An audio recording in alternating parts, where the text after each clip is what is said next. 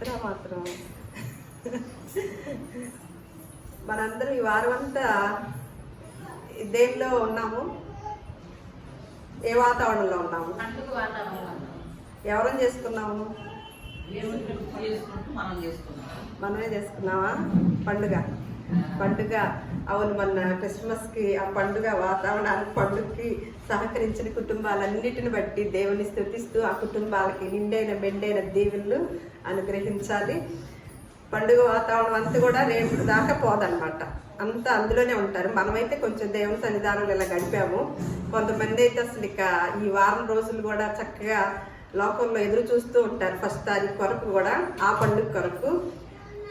ఈరోజు మనము ఈ పండుగ వాతావరణం పోయాక మనం ఈ పాఠం నేర్చుకోవడానికి కుదరదు కాబట్టి పండుగల యొక్క పరమార్థం తెలుసుకోవాలని అందరూ లేటుగానే వచ్చారు కాబట్టి ఇంకొక 20 నిమిషాలు ఉంటుంది, ముగించుకుందాము. పండుగ పరమార్థాలు తెలుసుకుందాము. పండుగ ఎవరికి చేయాలి, ఎవరం చేసుకుంటున్నాము? మనమేలా చేసుకుంటుంది? పండుగ ఎవరికి చేసుకుంటుంది? మనమే కదా.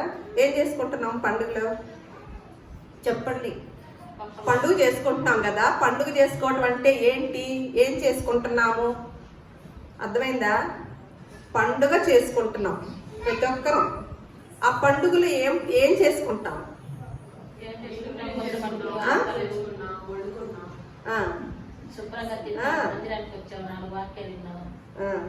నిర్గమాకాండము 23వ అధ్యాయము 14వ వచనం.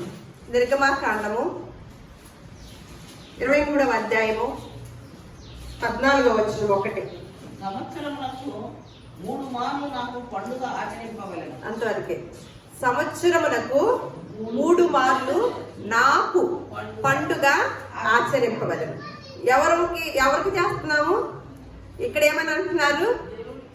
సంవత్సరానికి 3 సార్లు నాకు పండుగని ఆచరించవలెను. ఈ మాట ఎవరికి రాశారండి?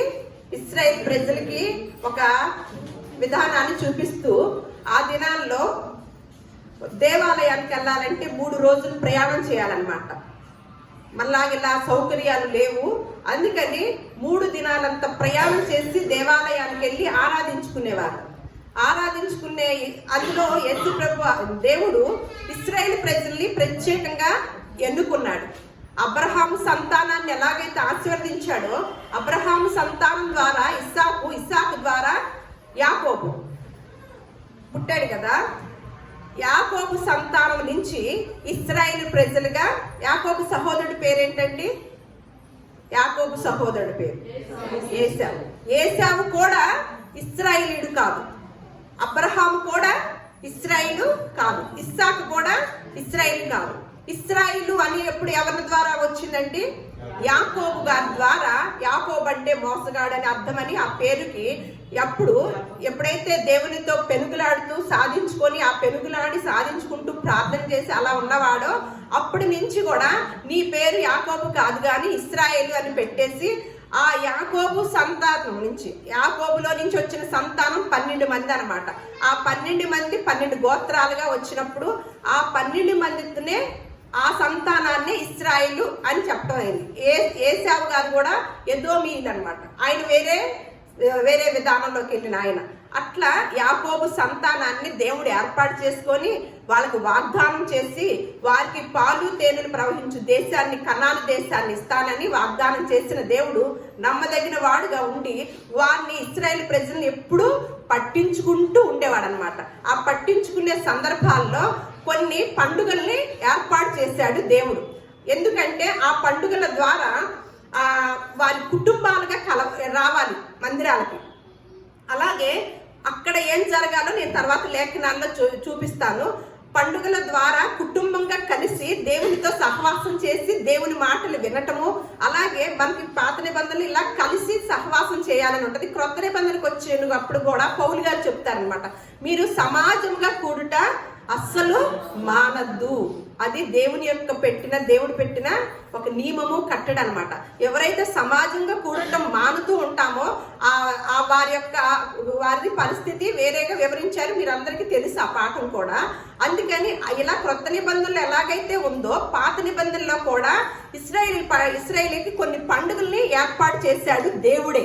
ఏంటంటే ఆ పండుగల్ని పన్నశాల పండుగ, గుడారాల పండుగ, పస్కా పండుగ, ప్రథమ ఫలముల పండుగ చేస్తూ ఇశ్రాయేలు ప్రజలకు పెట్టిన నియామక కాలాలన్నమాట. ఇవి పండుగల ఆచారాలుగా పెట్టాడనమాట.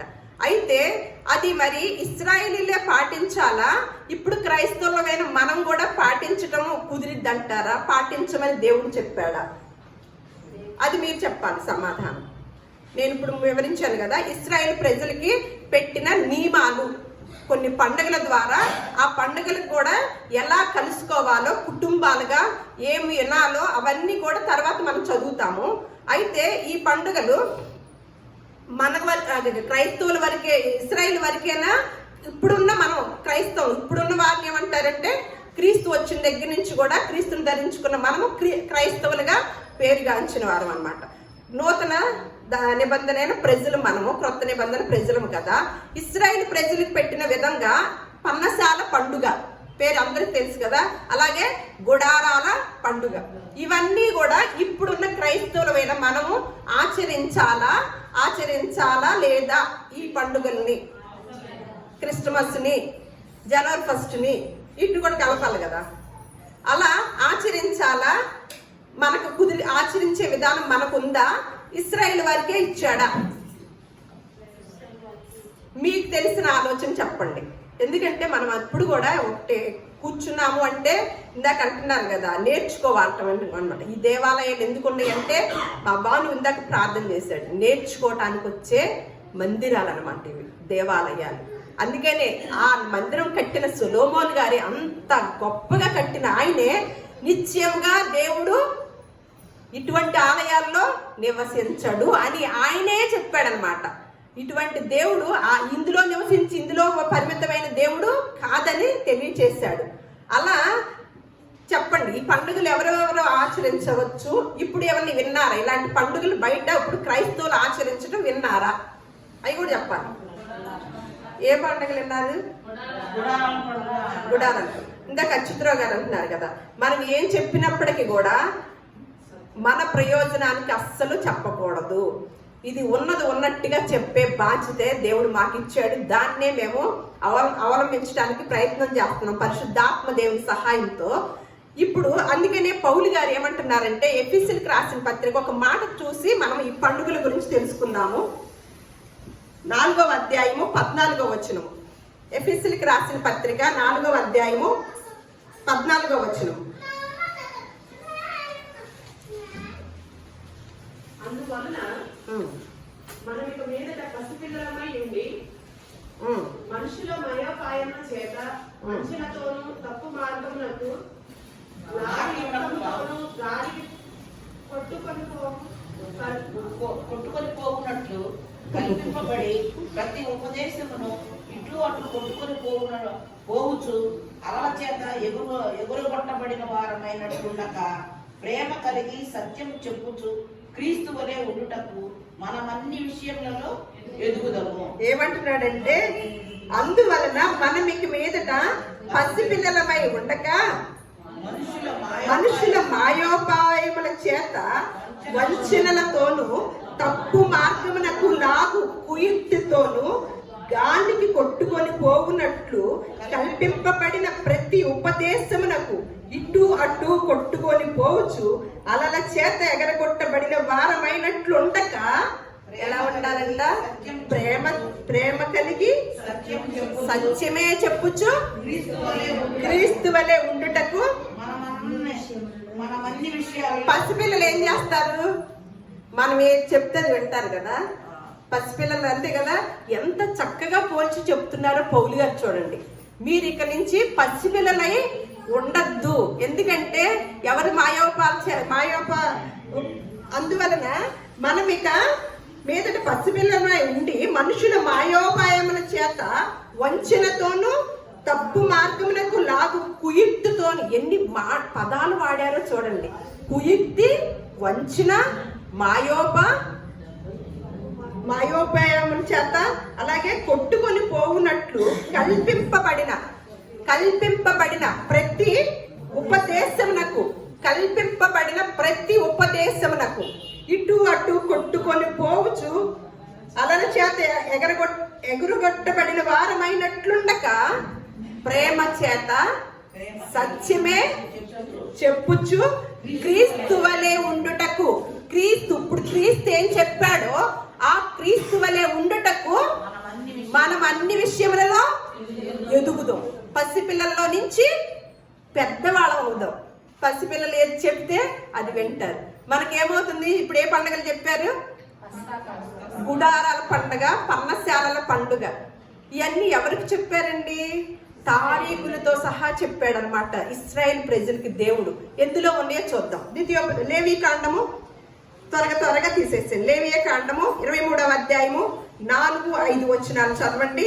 మళ్ళీ 23వ అధ్యాయమే 34వ వచనం చదవండి, 42వ వచనం చదవండి.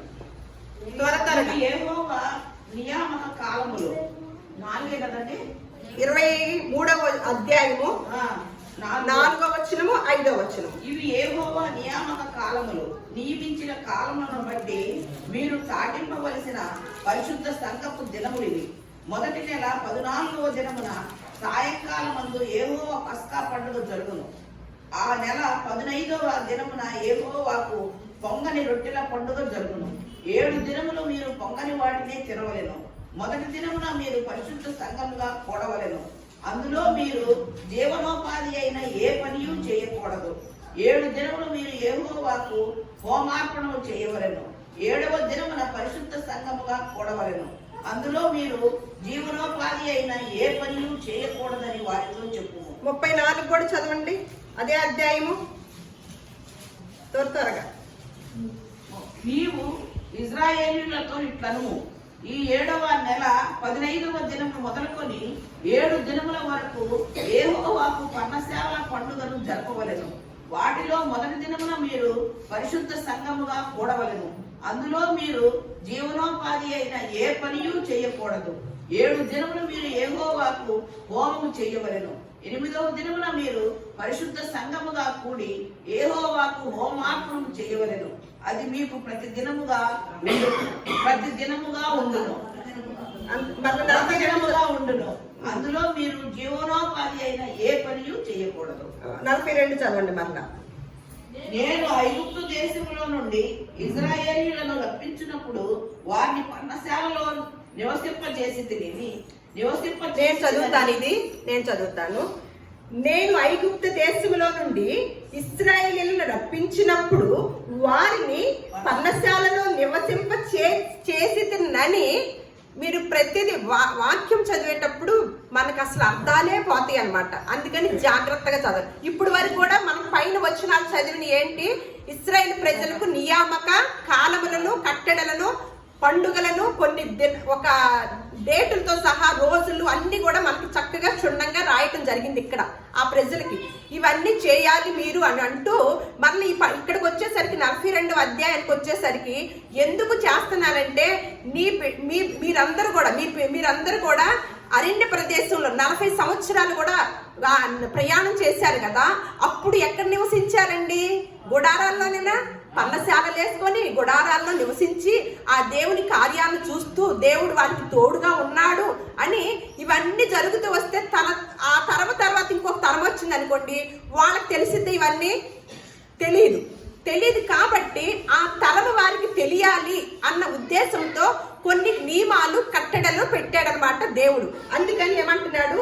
నేను ఐగుప్తు దేశంలో నుండి ఇశ్రాయేలును రప్పించినప్పుడు వారిని పర్ణశాలలో నివసింప చేసినని మీ జనులు ఎరుగునట్లు 7 దినములు మీరు పర్ణశాలలో నివసింపవలెను. ఇశ్రాయేలులో పుట్టిన వారందరూ పర్ణశాలలో నివసింపవని. ఎందుకు ఈ యొక్క విధానము అంటే మనం ఒకటి అంటాం కదా, నీకు అసలు అది తెలిస్తేనే నీకు విలువ తెలుస్తుంది, నీకు కూడా అసలు అలాంటి సిచ్యువేషన్ రావాలి, నువ్వు ఏం తెలియట్లే, నీకు చక్కగా ఇదిగా ఉన్నావు, అన్ని అమర్చుతున్నారు అన్నట్టుగా మనం భాష మాట్లాడతాం కదా. వీరు పట్టిన కష్టము, వీరు చేసిన ప్రయాణము, ఈ ప్రయాణంలో దేవుడి సహాయము, ఇవన్నీ కూడా తెలియాలంటే మిగతా వారందరూ ఏం చేయాలి, అప్పటిది జ్ఞాపకం చేసుకోవాలన్నమాట. అందుకని ఏమంటున్నారు, అందరూ కూడా ఇశ్రాయేలులో పుట్టిన వారందరూ కూడా ఏం వేసుకోవాలంట, పర్ణశాలలో నివసింపాలి, నేను మీ దేవుడనైనా యెహోవాను. అట్లు మోషే ఇశ్రాయేలుకి యెహోవా నియామక కాలములను తెలియచెప్పాడు. ఇవన్నీ అలా తెలియచెప్పాడనమాట.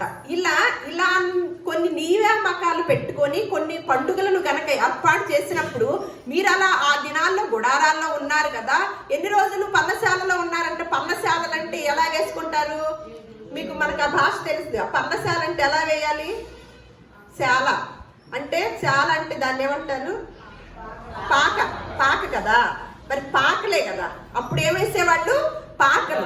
అలాగే గుడారాలు, ఎక్కడికి వెళ్తే అక్కడ, మేము మొన్న ఏదో టీవీలో చూస్తున్నాం, ఎక్కడికో ఏదో ఊరు వెళ్తారంట, గుడారాలు ఇస్తారంట, కాటేజ్ అంటే అక్కడ ఎక్కువైపోయి జనము ఎక్కడో ఆ గుడారాలు చూపిస్తున్నారు అన్నమాట. అప్పుడు నాకు ఎప్పుడు ఈ వాక్యం గుర్తుకొచ్చింది. ఆ రోజుల్లో కూడా గుడారాల్లో ఎక్కడెక్కడ టెంట్ల అదే వాటితో వేసేస్తారు కదా, అవి వేసుకొని ఉండేవారనమాట. అలా మీరు 7 దినాలు కూడా అలాంటి గుడారాలు వేసుకొని అక్కడే అందరూ కూడా ఇశ్రాయేలులో పుట్టిన వారందరూ కూడా నివసించాలి అని ఒక నియమం పెట్టాడనమాట.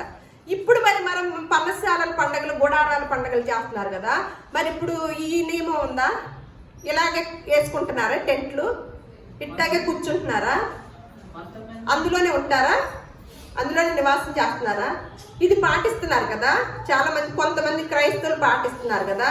మళ్ళీ ఇంకో కట్టడి కూడా పెట్టాడు దేవుడు వారికి, ఇంకొక కట్టడి కూడా, ఇంకొక ఆజ్ఞ కూడా పెట్టాడు అనమాట.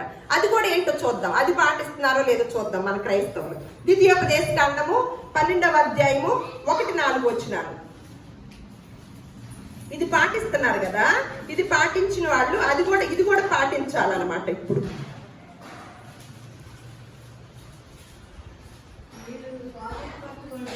పెద్దగా చదవండి, 1-4 వచనాలు.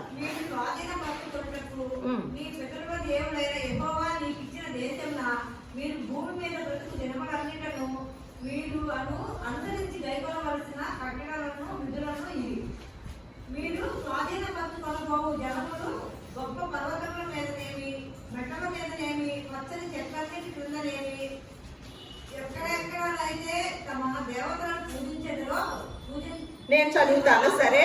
ఆ స్థలములన్నిటినీ మీరు బొత్తిగా పాడు చేయవలను, వారి బలిపీఠములను పడద్రోసి, వారి విగ్రహములను పగలగొట్టి, వారి దేవతా స్తంభములను అగ్నితో కాల్చి, వారి దేవతల ప్రతిమలను కూలద్రోసి, వాటి పేర్లు అచ్చట లేకుండా నశింప చేయవలను. వారు తమ దేవతలకు చేసినట్టు మీరు మీ దేవుడైన యెహోవాను గురించి చేయకూడదు అని ఇక్కడ ఏం చేశాడు, ఇంకో కట్టడి ఏం ఇచ్చాడండి, మీరు స్వాధీనపరచుటకు నీ పితరుల దేవుడైన యెహోవా నీకు ఇచ్చిన దేశము, మీరు భూమి మీద బ్రతుకు దినములన్నిటిను మీరు అనుసరించి గైకొనవలసిన కట్టడలను విధులను ఇవి. మీరు స్వాధీనపరచుకొనబోవు జనములు గొప్ప పర్వతముల మీదనేమి, మెట్టల మీదనేమి, పచ్చని చెట్ల క్రిందనేమి ఎక్కడైతే ఉన్నారో ఆ దేవతలను పూజించునో ఆ స్థలములన్నిటిని మీరు బొత్తిగా.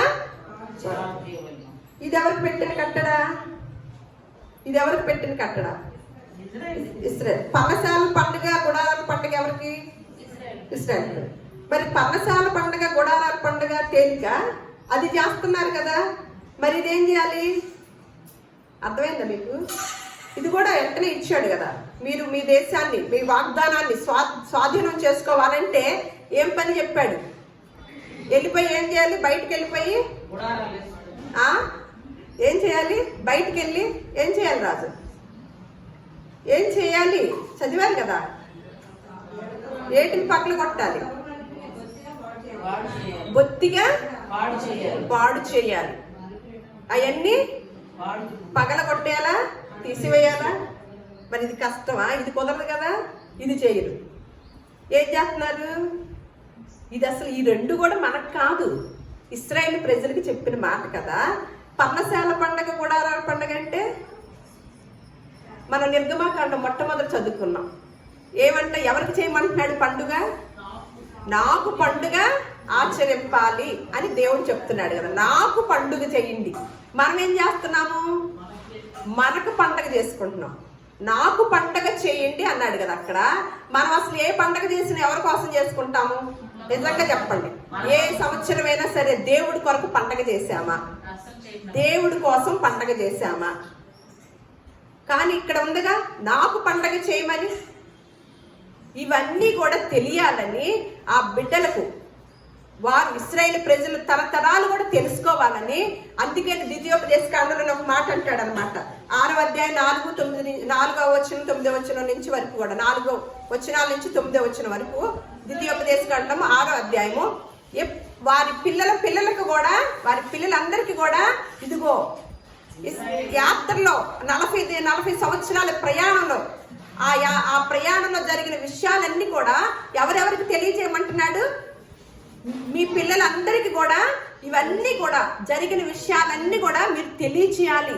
పండుగలు కలిసినప్పుడు మీ కుటుంబాలన్నీ కలిసి కూర్చొని ఏం మాట్లాడాలనుకుంటున్నారు? అవన్నీ కూడా నేర్చుకోవాలి, తెలుసుకోవాలి. ముందు కాలంలో ఏం జరిగిందో, అంత ముందు కాలంలో ఇశ్రాయేలు ఆ వెట్టి చాకిరి నుంచి విడుదల పొందిన దగ్గర నుంచి దేవుడు ఎలా కాపాడుతూ వచ్చాడో మీ పిల్లలకు కూడా తెలియాలి అని దేవుడు తెలియచేస్తే, అసలు ఆ పక్క దగ్గరలోనే న్యాయాధిపతులు చూడండి, అక్కడ దగ్గరలోనే అసలు ఎవరు వచ్చారో చూడండి. న్యాయాధిపతుల గ్రంథము 2వ అధ్యాయం 10వ వచనం. న్యాయాధిపతుల గ్రంథము 2వ అధ్యాయం 10వ వచనం.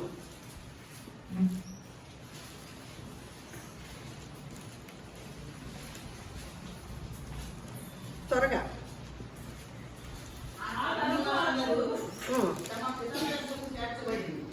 వారి తరువాత యెహోవానైనను ఆయన ఇశ్రాయేలు కొరకు చేసిన కార్యములనైనను ఎరుగని అంతవరకే. ఏంటి అసలు ఏమైనా గ్యాప్ ఉందా? ఇశ్రాయేలు ప్రజలకి ఎంత చేశాడో, ఎన్ని విషయాలు చెప్పాడో. మీరు పండుగలు కూడా ఏర్పాటు చేసుకొని మీరు ఆ పండుగల ద్వారా దేవుణ్ణి స్మరించుకోండి, దేవుని కార్యాలని గుర్తు తెచ్చుకోండి, మీ పిల్లలకి తెలియచేయండి అని పదే చెప్పుకుంటూ వచ్చిన దేవుడు మళ్ళీ న్యాయాధిపతులు, యెహోషువ గ్రంథం అవగానే న్యాయాధిపతులు వచ్చింది కదా. ఆ న్యాయాధిపతులకు వచ్చేసరికి ఎవరు వచ్చారంట? తర్వాత తరం వారు, అసలు దేవుణ్ణి ఎరగని తరము వచ్చిందంట. ఎరుగని యెహోవాని ఆయన చేసిన కార్యాలను ఎరుగని తరము వచ్చిందంటండి. అసలు చూడండి ఎంత అంటే ఆ సమయానికైనా, అప్పుడే కదా ఇన్ని సంవత్సరాలకు మర్చిపోతాం అంటే ఒక అర్థం ఉంటుంది. వెంటనే కొన్ని సంవత్సరాల పాటే పితరులు పోయారంట, ఆ తర్వాత తరం వారికి తెలియలేదంట. ఇటువంటి తరం వచ్చేసరికి దేవుడికి ఏమొచ్చిందో తెలుసండి? ఇక కోపం వచ్చింది. ఇప్పుడు దాకా ఏ నోటైతే దేవుడు ఈ పండగలను ఆచరించమన్నాడో ఆ పండగలను ఏమన్నాడో ఒకసారి హోషేయ గ్రంథం చూద్దాము. హోషేయ గ్రంథము 2వ అధ్యాయం 11వ వచనం. త్వరగా తీస్తే మీకు తొందరగా 10 నిమిషాల్లోనే ముగించుకుందాము. హోషేయ గ్రంథము. సాయంత్రం ఏమి ప్రసంగాలు ఉండవు, ఇప్పుడే సాయంత్రం అన్ని మీ సాక్ష్యాలు, అందుకని కొంచెం డబల్ ప్రసంగం అన్నమాట మీకు.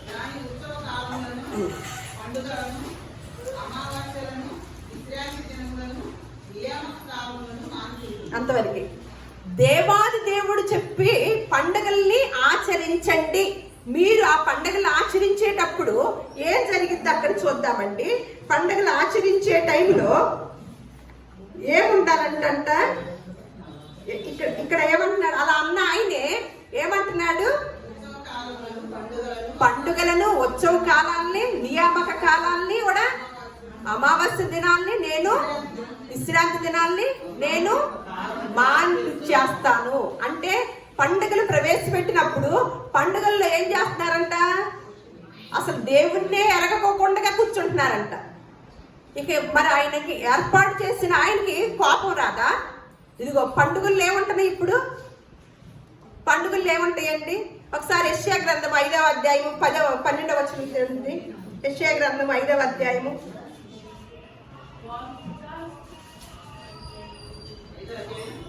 10. 10 మా వాళ్ళు చెప్తారు ఈ మధ్యకాలంలో పాఠాలు నేర్చుకుంటున్నారు. కాదు, యెషయా గ్రంథం ఏం చెప్పారు మీరు భాగ్యలక్ష్మి గారు?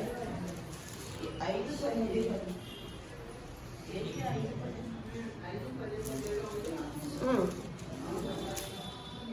కాదు, 5:12 ఏం రాసుకున్నారు మొన్న?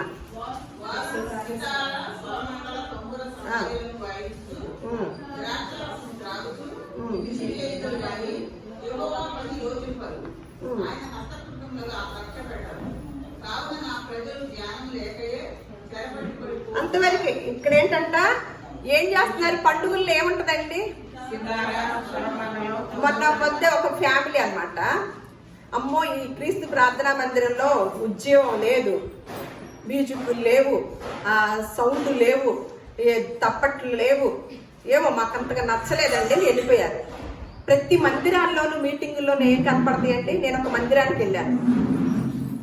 ఆ మందిరానికి వెళితే నాకు అసలు చెవులు ఇలా పెట్టేసుకొని కూర్చున్నా. ఆ సౌండ్లకి డీజే లాంటి సౌండ్లు అన్నమాట, జుమ్ డుమ్ అని వస్తాయి అనమాట. అసలు ఎవరికి తగ్గ కెపాసిటీ తగ్గట్టుగా వారు సిస్టమ్ని కొంటున్నారనమాట విపరీతంగా. మందిరాలకి ఏది అట్రాక్షన్ గా ఉంటుందండి? మ్యూజిక్లు. కొంచెం ఆ పాపం చూడండి, సౌండ్. మందిరాలకి ఏమి అట్రాక్షన్ గా ఉంటుంది? బాగా అన్నమాట ఆ మ్యూజిక్. ఇక్కడ ఏమని రాస్తున్నారు? వారి సితార, స్వరమండల, తంబుర, సన్నాయిలను వాయించుచు ద్రాక్షారసము త్రాగుచు విందు చేయుదురు గాని యెహోవా పని యోచింపరంట. యెహోవా పని యోచింపరు, ఆయన హస్తకృత్యములను లక్ష్య పెట్టరంట. దేవుడు నిర్ణయించింది ఎందుకో తెలుసండి పండగల్ని? మళ్ళీ ఒకసారి ఇంకా క్లియర్ గా తెలుస్తుంది అనమాట. ద్వితీయోపదేశకాండము 31వ అధ్యాయము. నేను చెప్తున్నాను కదా, క్రీస్తు ప్రార్థనా మందిరం వాళ్ళకి చాలా విషయాలు తెలుస్తాయి అన్నమాట. నేను చెప్తున్నానంటే మామూలుగా ఊరికే చెప్పలేదు, చాలా నేర్చుకుంటున్నారు మా వాళ్ళు. శుక్రవారం వచ్చిన వాళ్ళు ద్వితీయోపదేశకాండము 31వ అధ్యాయము. ఎందుకు నియమించాడు దేవుడు? అది లేకపోయేసరికి మిగతా పనులు ఏం చేస్తున్నారో చూద్దాము. 31వ అధ్యాయము 11వ వచనము 12వ వచనం. నీ దేవుడైన యెహోవా ఏర్పరచుకున్న స్థలమందు ఇశ్రాయేలులందరూ ఆయన సన్నిధిని కనబడి పర్ణశాలల పండుగను ఆచరించినప్పుడు ఇశ్రాయేలులందరి ఎదుట ఈ ధర్మశాస్త్రం నేను చదువుతానండి వినపడేటట్లుగా. నేను ఒకసారి, నీ దేవుడైన యెహోవా ఏర్పరచుకున్న స్థలమందు ఇశ్రాయేలీయులందరూ ఆయన సన్నిధిని కనబడి పర్ణశాలల పండుగను ఆచరించినప్పుడు ఇశ్రాయేలీయులందరి ఎదుట ఈ ధర్మశాస్త్రమును ప్రకటించి వారికి వినిపింపవలెను. మీ దేవుడైన యెహోవాకు భయపడి ఈ ధర్మశాస్త్ర వాక్యములన్నిటినీ అనుసరించి నడుచుకొనున్నట్లు పురుషులేమి, స్త్రీలేమి, పిల్లలేమి, నీ పురములోనున్న పరదేశులేమి వాటిని విని నేర్చుకొనుటకై అందరినీ మన క్రిస్మస్కి ఏం చేశాము? ఏముండాలంట అక్కడ? ఎందుకంటే ఏ పండుగ ఆచరించినప్పటికైనా సరే అక్కడ ఏముండాలంట? ఈ ధర్మశాస్త్రమును ప్రకటించి వారికి వినిపించాలంట. ఎవరెవరికి? మనం ఇందాక చదువుకుంది ఎవరికి? ఇశ్రాయేలీయుల వరకు చెప్తూ వచ్చాడు. ఇక్కడికి వచ్చేసరికి మనకి, మన పిల్లల, స్త్రీలు, పురుషులు అన్ని అని పరదేశులకు కూడా వారందరిని ఏం చేయమంటున్నాడు? పోగు చేయమంటున్నాడు. పోగు చేసి ఎందుకు? దేవుని యొక్క వాక్యము ప్రకటించటము. దేవుని యొక్క వాక్యము, నేను ఎప్పుడు అంటాను, మందిరానికి వస్తే వాక్యం వినేటప్పుడు భయం కలగాలి. బయట ప్రపంచంలో అంతా కూడా ఎంజాయ్మెంట్ ఉందన్నమాట. ఎంజాయ్ చేసే విధానము, చక్కగా సరసోక్తులు, మళ్ళా ద్వంద్వార్థాలైన మాటలు, సంతోషము, సంబరము, ఇక రకరకాల బయట ప్రపంచంలో ఎక్కడికి వెళ్ళినప్పటికీ మనకి సరదాగా ఉంటది అనమాట. ఆ సరదాలోనే మనకి సరదాల దగ్గర ఏదైనా పాఠం నేర్చుకొని వస్తారా? సరదాల దగ్గర మనం ఏదైనా పాఠం నేర్చుకొని వస్తామండి? దేవుని సన్నిధికి వచ్చినా కూడా మనకు సరదాలే పెడుతున్నారు, సందడే చేస్తున్నారు. ఇక్కడికి వచ్చినా కూడా ఏ రూపంలో చూపిస్తున్నారు మనకి? బయట టీవీలు ఆన్ చేసినా, ఫోన్లు ఓపెన్ చేసినా ఏ రూపంలో కనపడుతున్నాయి? డాన్సుల రూపంలోనో, స్కిట్ల రూపంలోనో, ఇట్లా రకరకాలుగా అదే సీరియల్గా తీస్తున్నారు కదా టీవీలో, అలా ఆ టైపులోనే మనం చూస్తున్నాం బయట వాతావరణం అంతా. మరి మందిరాల్లోకి వచ్చినప్పుడు కూడా మళ్ళీ అదే మాదిరి అదే వాటిని ప్రవేశించి పెడుతూ అవే చూపిస్తున్నారంటే ఇక్కడ కూడా అదేనా? ఇక్కడికి వచ్చినప్పుడు ఏం ఉండాలంట? ఈ ధర్మశాస్త్రమును ప్రకటించి వారికి వినిపింపవలెను, మీ దేవుడైన యెహోవాకు భయపడి ఈ ధర్మశాస్త్ర వాక్యములన్నిటినీ అనుసరించి నడుచుకొనున్నట్లు. దేవుని సన్నిధికి వస్తే ఏం కావాలి? ఏముండాలి? భయపడాలి. ఎందుకు? దేవుని యొక్క వాక్యం వచ్చేటప్పుడు భయపడాలి. అమ్మో అని. పండుగ ఏమవుతుంది? పండుగ బ్రతుకులు మార్చిద్దా?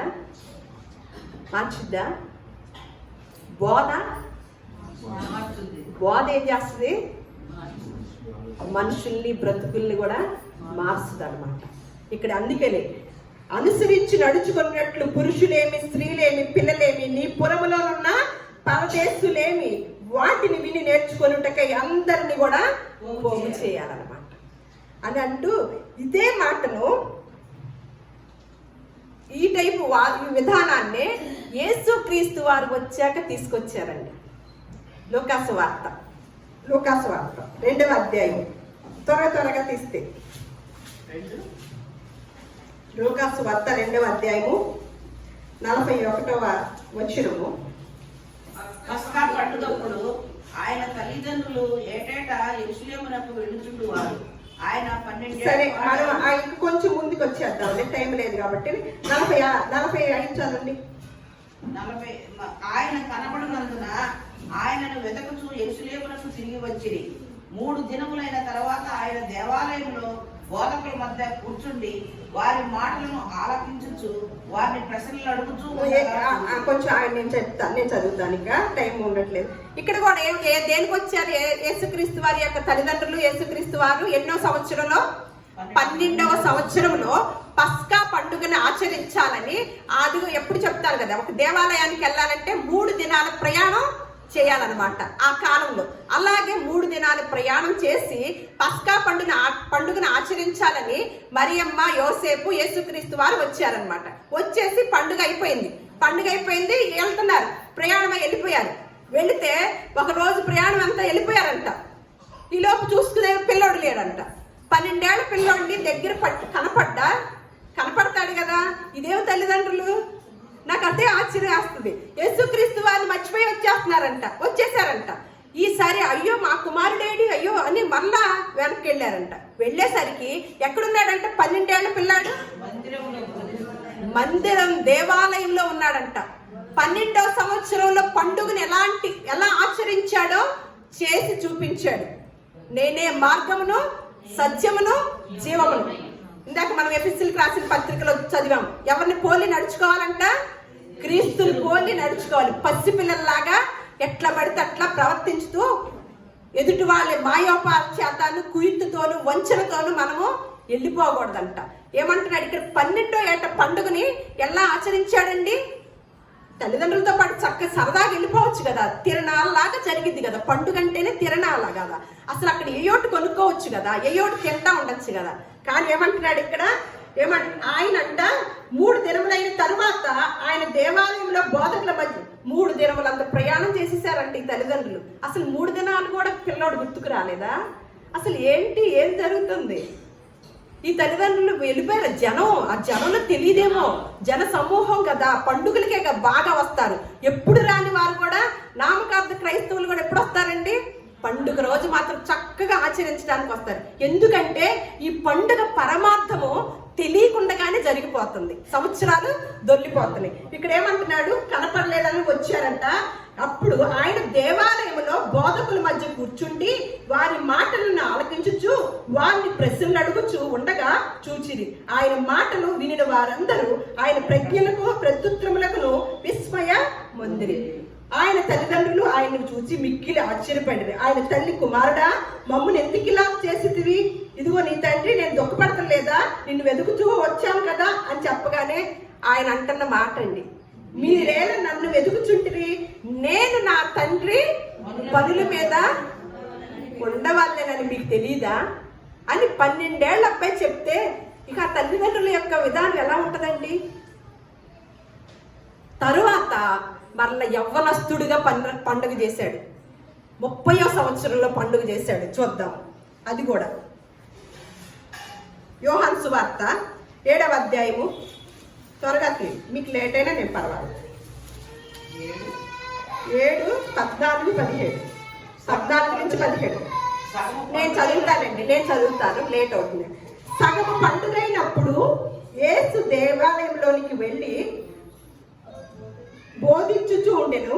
యూదులు అందుకు ఆశ్చర్యపడి చదువుకొనని ఇతనికి ఈ పాండిత్యం ఎట్లు వచ్చినని చెప్పుకొనివి. అందుకు యేసు, నేను చేయ బోధ నాది కాదు, నన్ను పంపిన వానిదే. ఎవడైనను ఆయన చిత్తము చొప్పున చేయ నిశ్చయించుకొని ఎడల ఆ బోధ దేవుని వలన కలిగినదో లేక నా అంతటి నేనే బోధించుచున్నానో వాడు తెలుసుకొనును. సగం పండగైనప్పుడు యవ్వనస్తుడిగా వచ్చాడంట. మనం 12 ఏళ్ల వయసులో చూసాం. ఆ తర్వాత 30 సంవత్సరాల వరకు, తనకు 30వ సంవత్సరం వచ్చేంత వరకు కూడా మనకు తెలియదు అనమాట. తల్లిదండ్రులకు సేవ చేస్తూ ఉన్నాడు. మళ్ళా 30వ సంవత్సరంలో మొదలెట్టాడు అనమాట ప్రజల మధ్యకి. వచ్చినప్పుడు చెప్తున్న సగం పండగైనప్పుడు దేవాలయంలోకి వెళ్ళి ఏం చేశాడంట? బోధ చేశాడంట, బోధించాడంట. బోధ ఏం చేస్తుంది? మనుషుల్ని బోధ ఏం చేస్తుందండి? మనుషుల్ని మార్పు చేస్తుంది. అందుకనే యేసుక్రీస్తు వారు ఎందుకు వచ్చారంట? మార్కు సువార్త 1వ అధ్యాయము 35వ వచనం చూద్దాం.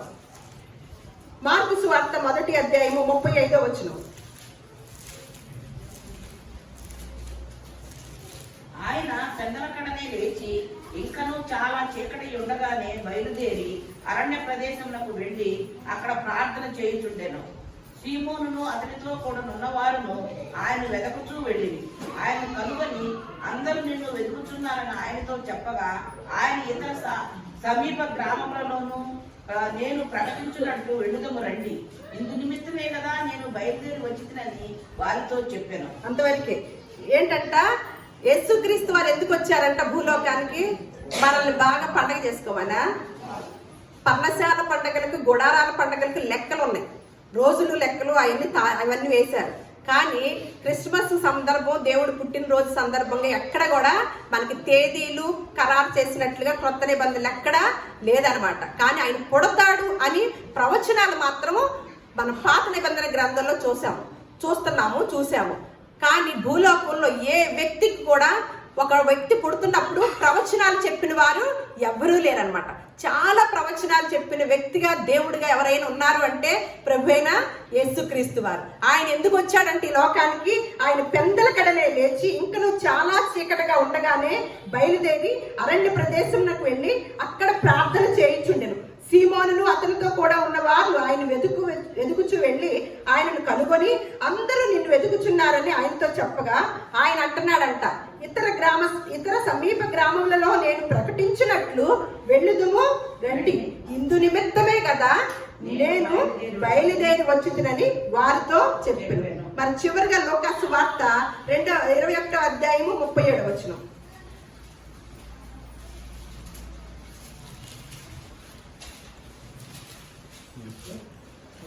21వ అధ్యాయము 37వ వచనము. ఆయన ప్రతి దినము పగటి యందు దేవాలయంలో బోధించుచు రాత్రి వేళ ఒలీవల కొండకు వెళ్ళుచు కాలము గడుపుచుండెను. ప్రజలందరూ ఆయన మాట వినుటకు దేవాలయములో ఆయన యొద్దకు పెందలకడ వచ్చుచుండెనంట. ఆయన ప్రతి దినము ఏం చేసేవాడంట? బోధ చేసేవాడంట. నేను ఇందాకే చెప్పాను, పండుగ మనుషుల్ని, ప్రజల్ని ఏమి కూడా మార్పులు చేయదు. కానీ బోధ ఏం చేస్తుందంటే మనసుల్ని, హృదయాల్ని మార్చి వేస్తుంది అనమాట ఆ బోధ, పండుగలు. అందుకనే ఏమంటున్నాడంటే పాత నిబంధనలోనే పండుగల్ని మాన్పిస్తాను అని పాత నిబంధనతోనే ఉండలా.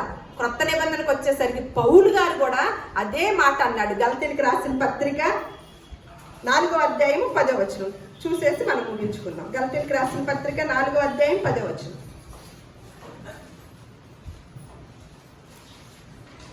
మీరు దినములను, మాసములను, ఉత్సవాలను, సంవత్సరములను ఆచరిస్తున్నారు. మీ విషయమే నేను పడిన కష్టము వ్యర్థమైపోనేమో అని మిమ్మల్ని గురించి భయపడుతున్నాను. అంతవరకు ఏం చేస్తున్నారంటండి? మీరు దినములను, మాసములను, ఉత్సవ కాలములను, సంవత్సరములను ఆచరిస్తున్నారు. మీ విషయమే నేను పడిన కష్టము వ్యర్థమైపోవునేమో అని మిమ్మల్ని గూర్చి భయపడుచున్నాను. కొలస్సీలకు రాసిన పత్రిక కూడా రాసుకోండి. మీరు ఇంటికి వెళ్ళాక ఇవన్నీ కూడా చదువుకోండి. కొలస్సీలకు రాసిన పత్రిక 2వ అధ్యాయము 16వ వచనం కూడా.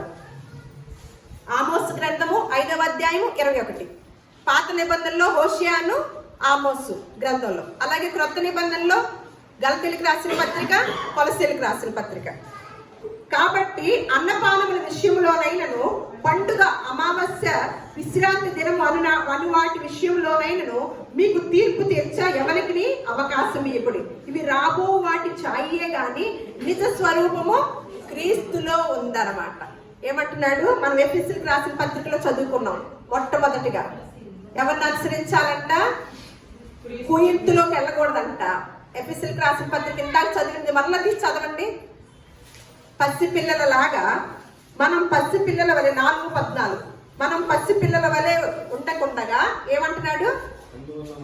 పెద్దగా చదవండి, పెద్దగా చదవండి రాజు, పెద్దగా చదువు. ఒక్క నిమిషం చదివితే అందరూ చదువుతారు, చదివే వాళ్ళు పెద్దగా చదవరు. 14 పెద్దగా చదవండి. అందువలన మనం ఇక పసిపిల్లలమై ఉండక మనుషులు మాయోపాల చేత వంచనతోను తప్పు మార్గమునకు లాగు కుయుక్తితోను గాలికి కొట్టుకొని పోకుండా కల్పింపబడిన ప్రతి ఉపదేశమునకు ఇటు అటు కొట్టుకొని పోవచ్చు అలల చేత కొట్టబడిన వారమైనట్లుండక ప్రేమ కలిగి సత్యము చెప్పుచు క్రీస్తు వలె ఉండుటకు మనము మన నుండి విషయములలో ఎదుగుదము. ఏం చేయాలంట? చివరగా మనం చేయాల్సిన పని క్రీస్తు విషయంలో సత్యమునే బోధిస్తూ, క్రీస్తు విషయంలో ప్రేమ కలిగి సత్యమును చెప్పుచు క్రీస్తు వలె ఉండుటకు మనం అన్ని విషయములలో ఎదుగుదము. క్రీస్తు ఎలా ఉన్నాడు? 12వ ఏట పండుగని సరదా చేసుకోవాలి, బిర్యానీ తినలా. ఏం చేశాడు? అందరు పెద్దల మధ్యన బోధిస్తుంటే తల్లిదండ్రులకు మర్చిపోయింది, అక్కడ ఉన్న వాళ్ళకి మర్చిపోయింది. మరి 30వ ఏట సగం పండుగ అయినప్పుడు వచ్చాడు, సగం దాకా ఎక్కడున్నాడు? వచ్చి ఏం చేస్తున్నాడు? బోధ. పండుగలు ఏముండాలి? బోధ ఉండాలి.